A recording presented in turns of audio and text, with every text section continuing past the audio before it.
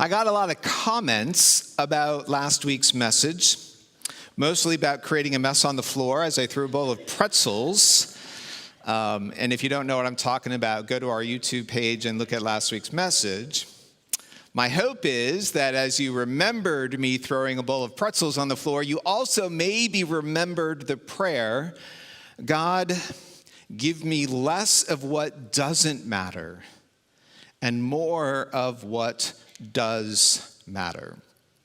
Simplicity, telling ourselves that we have enough, helps us create a habit that will lead to a healthy heart. And today I want to dig a little deeper into this idea, maybe not so much of simplicity in life, but let's look at the pace that we live our lives.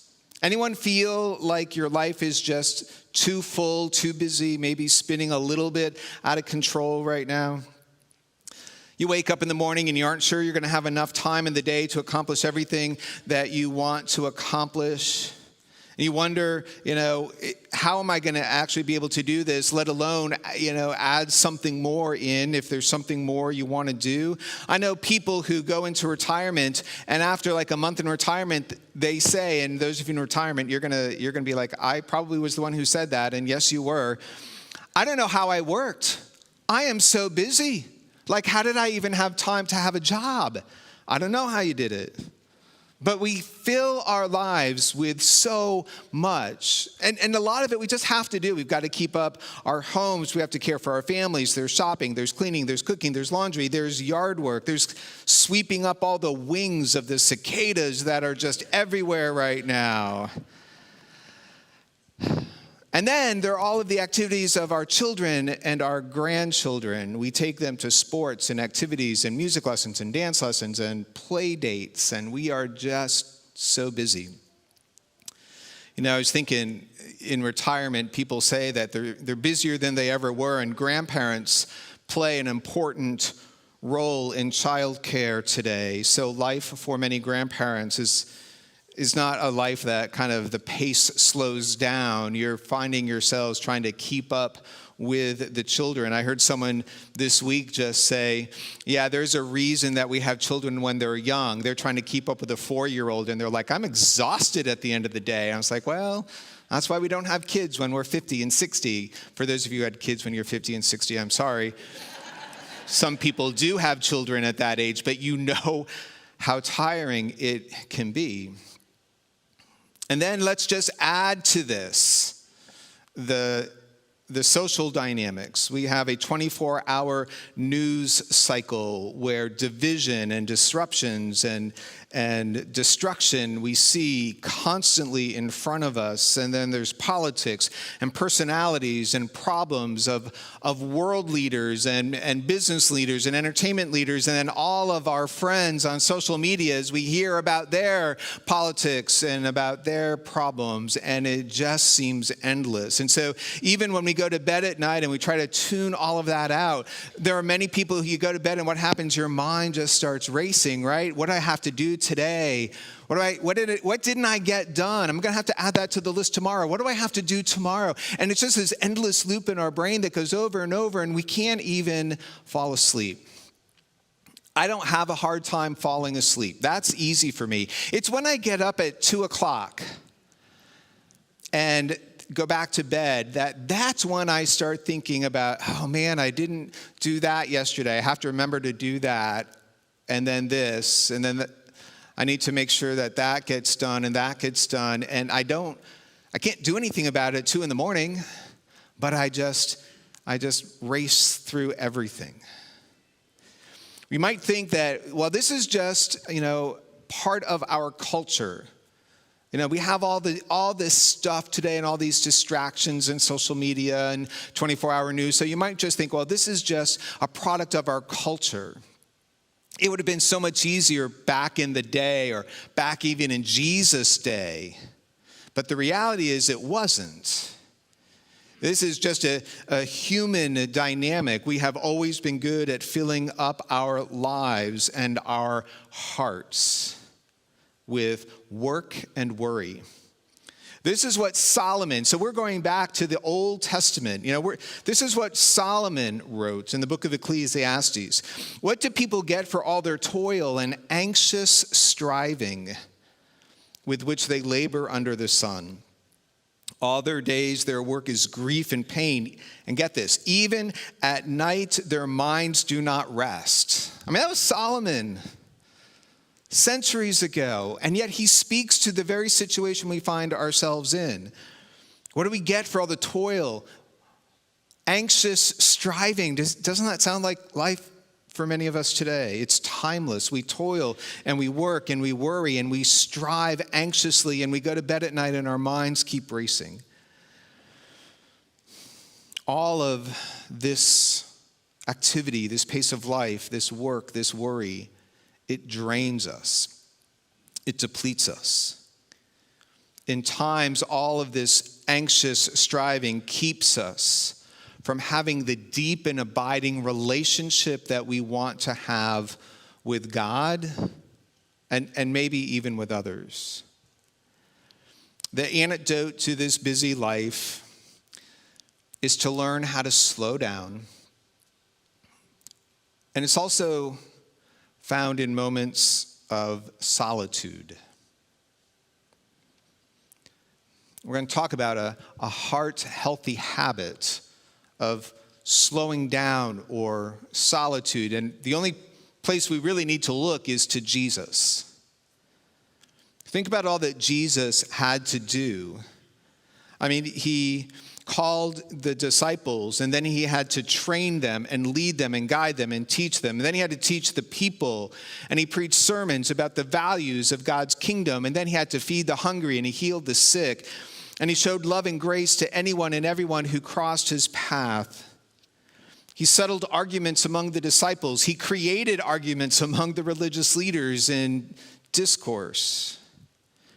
He had to plan all the activities and where he wanted to go. There were some divine appointments that he wanted with individuals in different places, so he had to make sure that he was going to be in those places at those times. He had to travel from town to town.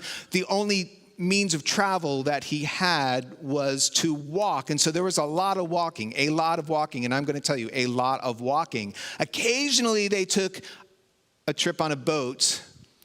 Often those didn't go well when storms came up. But the pace of Jesus' life, we might think that, it would have just been so calm. But the reality is it wasn't. Crowds followed Jesus everywhere he went. The demands on him were intense. And if Jesus had just continued to pour himself out to person after person after person, to the disciples, to the people again and again, if he had just poured himself out without ever pouring anything back in, he would have burned out in like a week or a month. But he didn't, because he created a habit that helped his heart, his life. And we can learn from that habit what it means to stay connected to God to keep our faith strong. So at the very beginning of Jesus' ministry, we see a whirlwind of activity. And I love actually in the Gospel of Mark, in the first couple chapters in the Gospel of Mark, the way that Mark writes, he says, immediately Jesus went here and did this, and then immediately he went there, and then immediately he went there. And so you get this idea of this pace of life that Jesus is keeping. He was baptized by the Holy Spirit. He immediately went into the wilderness where he was tempted by Satan for 40 days when he wasn't eating, and so he's draining himself and giving himself out. He immediately comes back and he calls Peter, Andrew, James, and John while they were fishing. Immediately they go out and they start teaching and preaching. Immediately he then goes and starts healing people. And they travel from town to town all through the region of Capernaum, and then they go to the synagogue and they heal people there, and it was on the Sabbath, and so that didn't go well. And so then and you get this idea, his life is just going out of control. He ends up at Peter's house, and there's a huge crowd, and they all want him to heal them. And it's then we see Jesus create a habit. It's from Mark chapter 1. So we're in chapter 1 of Mark. 34 verses before. All that has happened. That pace of what Jesus has been doing. Mark chapter 1, verse 35, very early in the morning, while it was still dark, Jesus got up, left the house, went off to a solitary place where he prayed. He went off to a solitary place to pray. I love what happens when he's there. Simon and his companions went to look for him. Okay, even in a solitary place, what's happening? He's getting disturbed, disruptions, but he's trying, right? And they exclaimed, "Everyone's looking for you."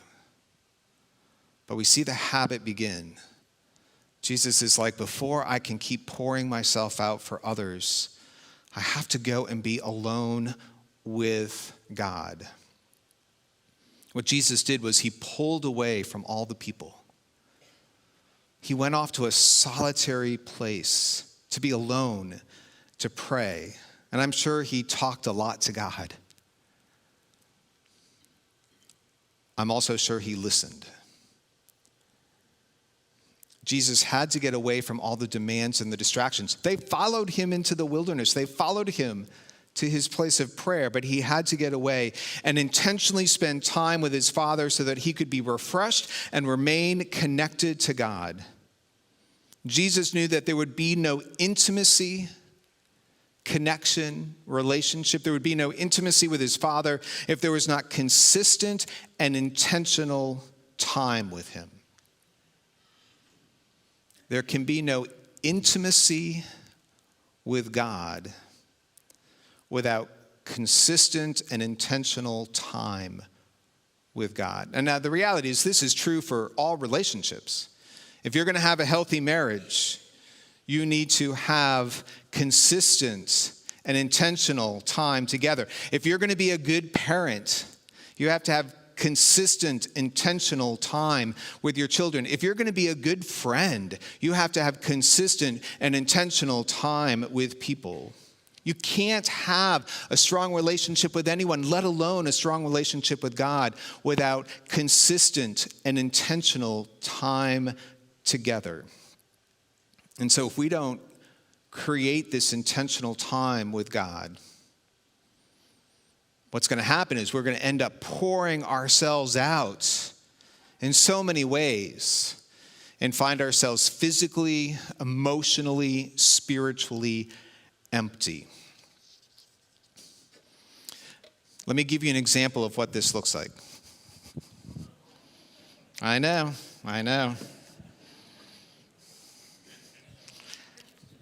Now, I know all of you over here are a little nervous right now.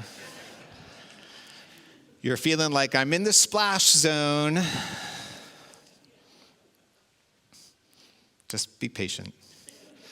So this is our life. And you know, we have to pour ourselves out with our family, pour ourselves out at work. We got to shop.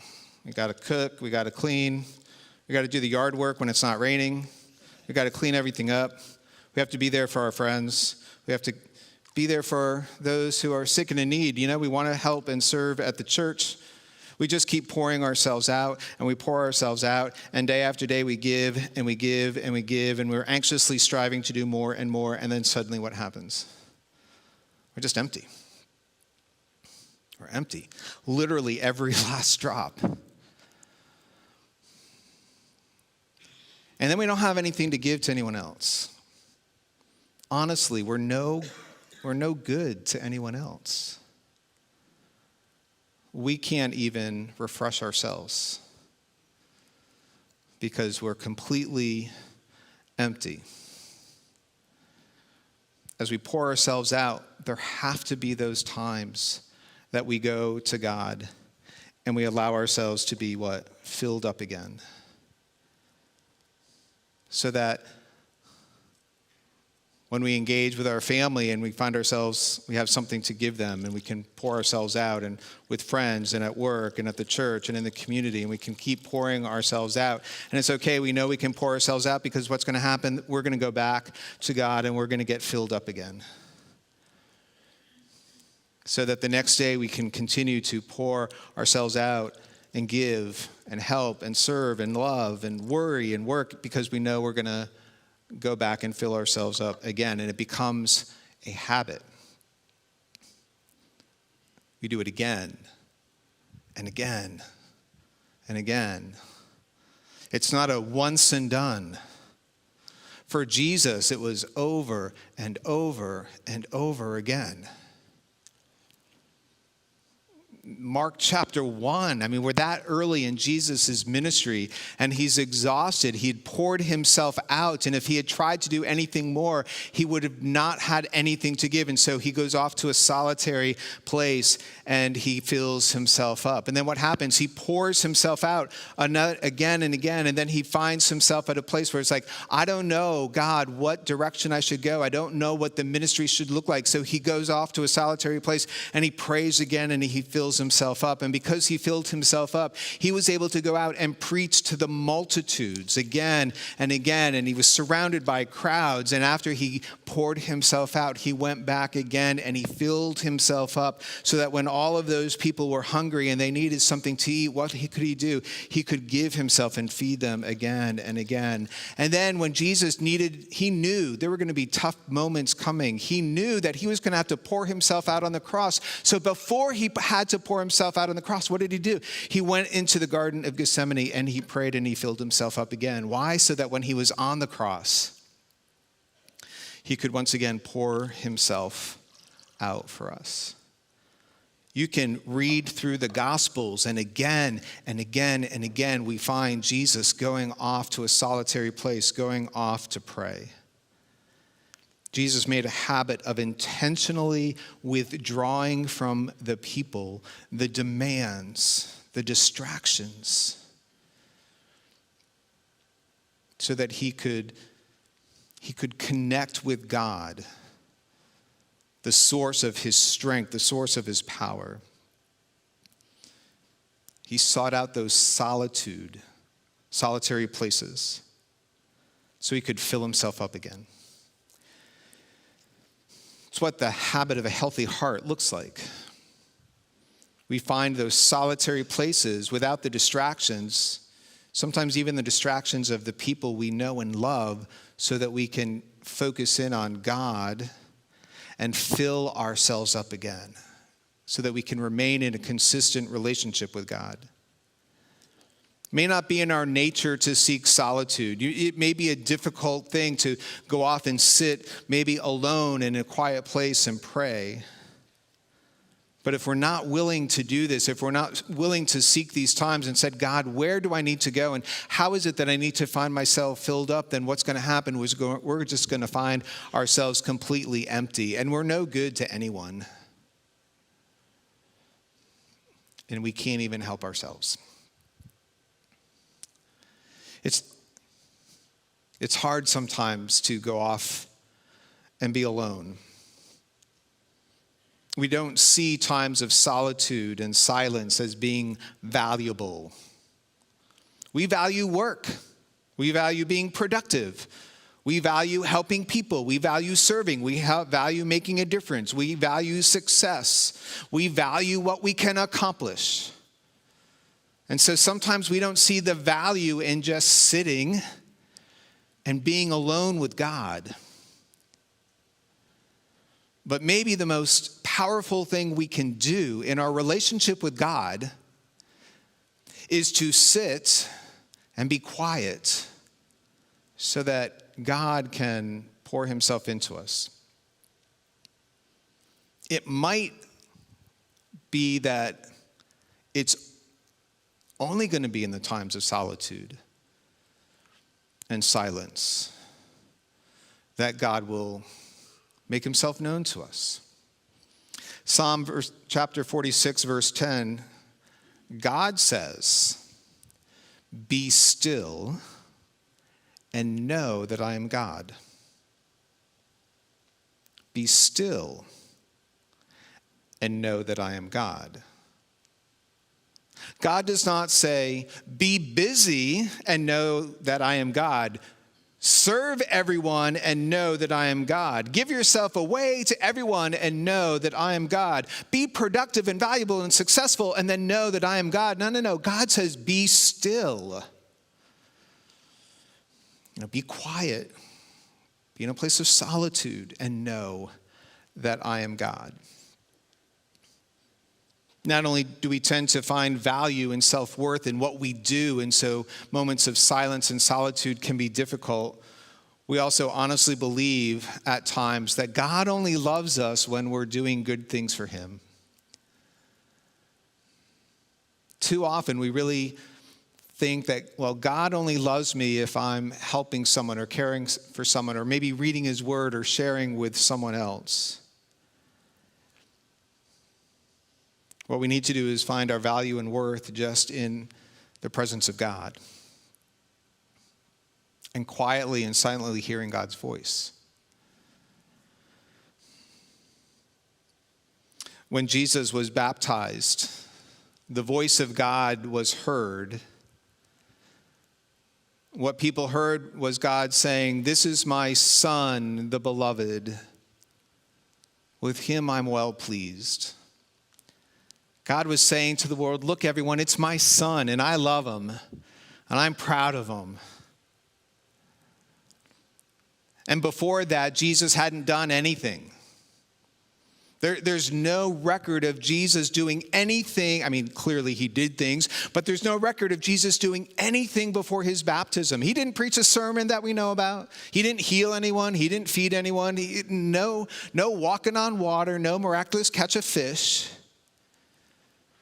We don't know that Jesus had done anything. And yet God says, this is my son, and I love him.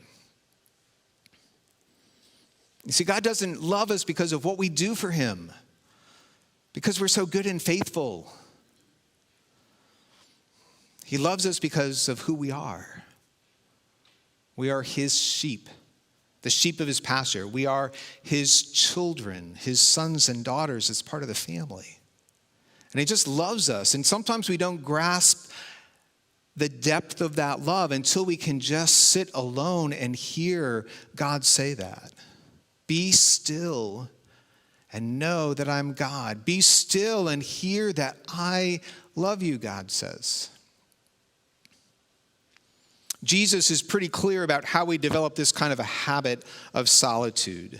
In the modern translation called The Message, this is what Jesus says in Matthew 6. Here's what I want you to do. Find a quiet, secluded place so you won't be tempted to role play before God. So you won't be tempted to make yourself more than what you think you are, or you try to put on a picture that you think God will like. Just go and be real and authentic before God.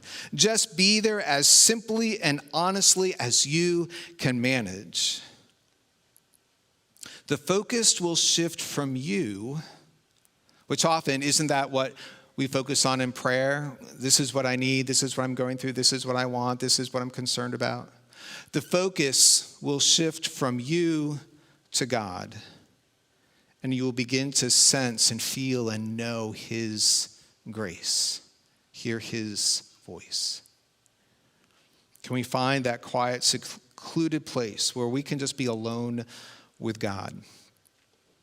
The time and the place really don't matter as long as we can minimize the distractions. I'm going to tell you right now, don't take your phone with you. Even if you're going to be tempted to say, well, I use my phone for the Bible app, and there's a great devotional app, and so I'm going to take my phone to read those. Don't do it, because you know what's going to happen.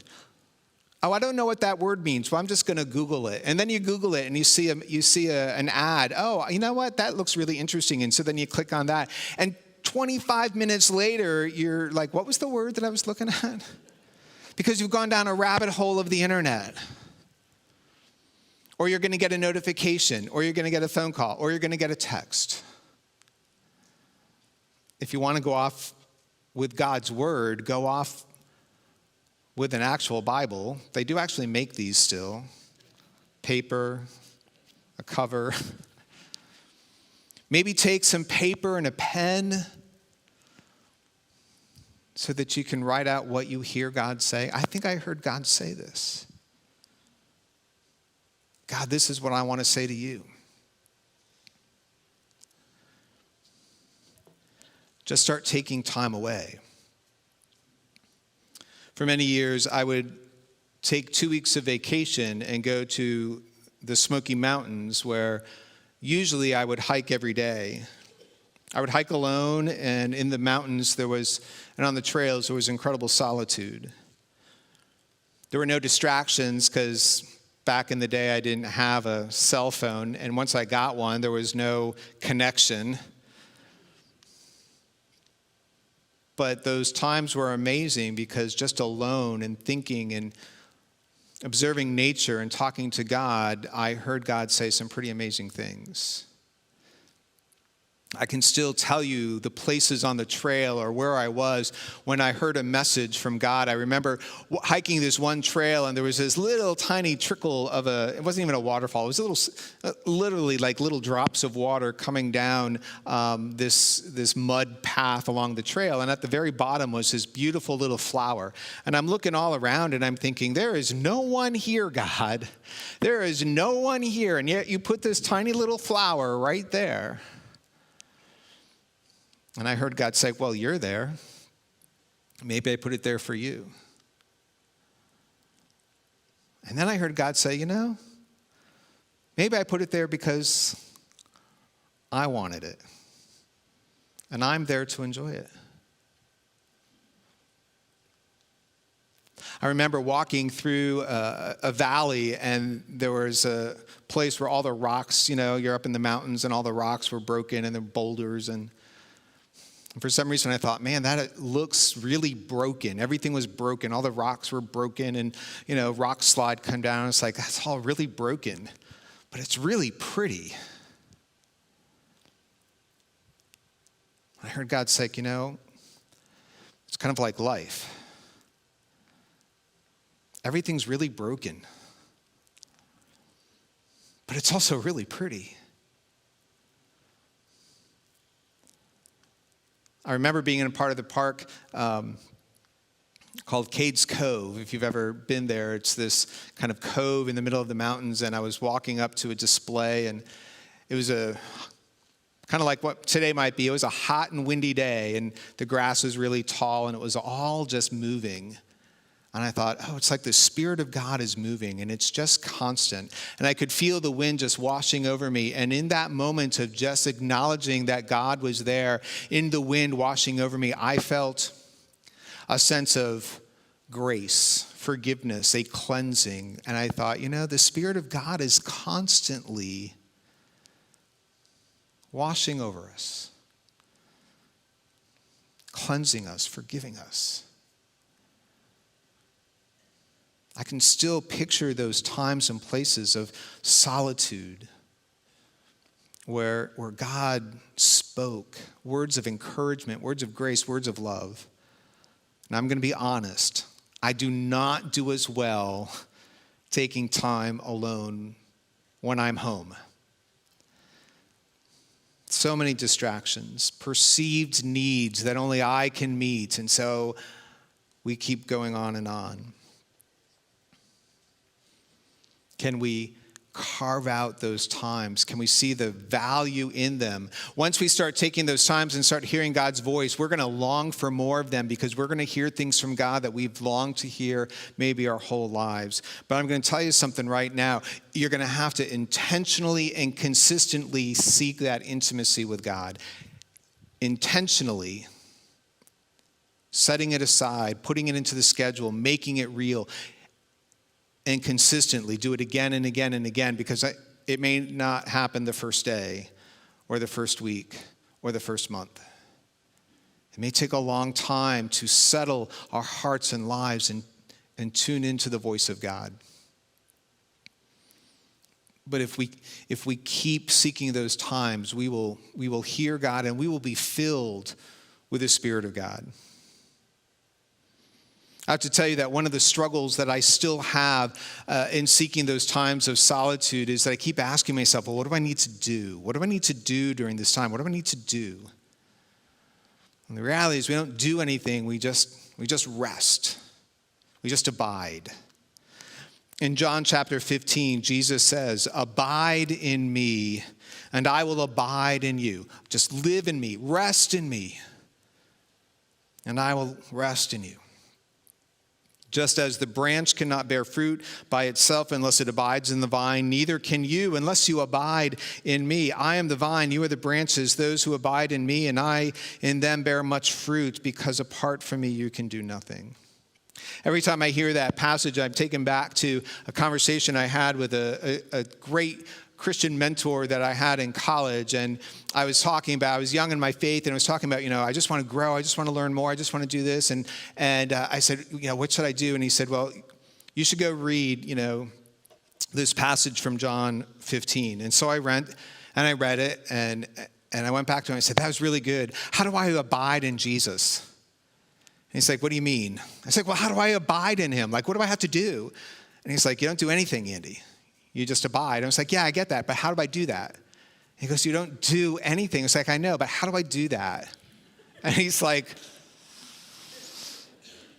it took me a long time to just figure out, and I still don't get it sometimes, what it means to just abide, to just rest, to just be. Again, sometimes we don't value that. We think we should be doing more. We have conditioned ourselves. Well, I have to do more. I have to do more to connect with God, or I have to do more to sit in God's presence. I have to do something to be able to abide. The branch doesn't do anything. It just stays connected to the vine. Eventually, it bears fruit, but it just stays connected. It's just there. It's just there.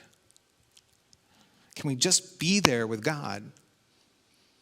Slow down in a solitary and a quiet place to just be with God. As we sit alone with God, it's okay. It's okay to be anxious and give that anxiety to God. It's okay to say, God, I'm feeling sad or hurt, lonely or alone. It's okay to share that with God. It's okay to sit in solitude with God and be mad and angry. God would rather us come to him with our anger and our frustration than to walk away with it.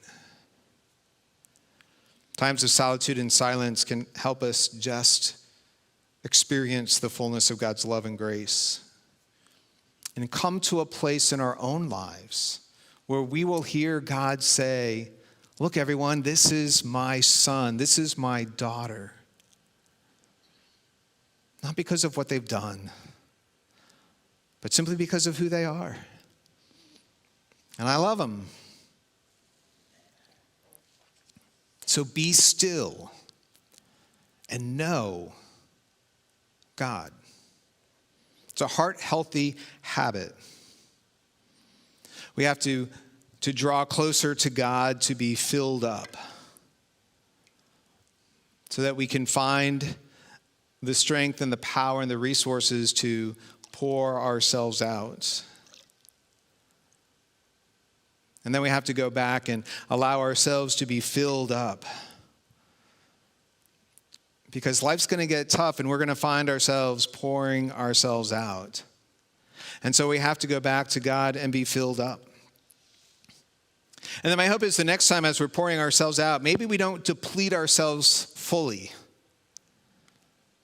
But we know, man, there's a season coming up, or there's a week coming up, but there's a day coming up that is going to drain me. And so before I end up empty, I'm just going to go and allow God to fill me up even more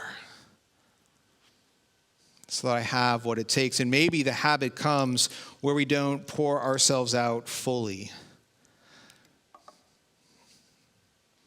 before we go back to him. If we don't seek times of solitude and intimacy, connection with God, we will burn out. We'll empty ourselves out. We'll have nothing of value to give to anyone else. We won't even be able to care for ourselves. A heart-healthy habit is seeking times of solitude where God can fill us up. Would you pray with me?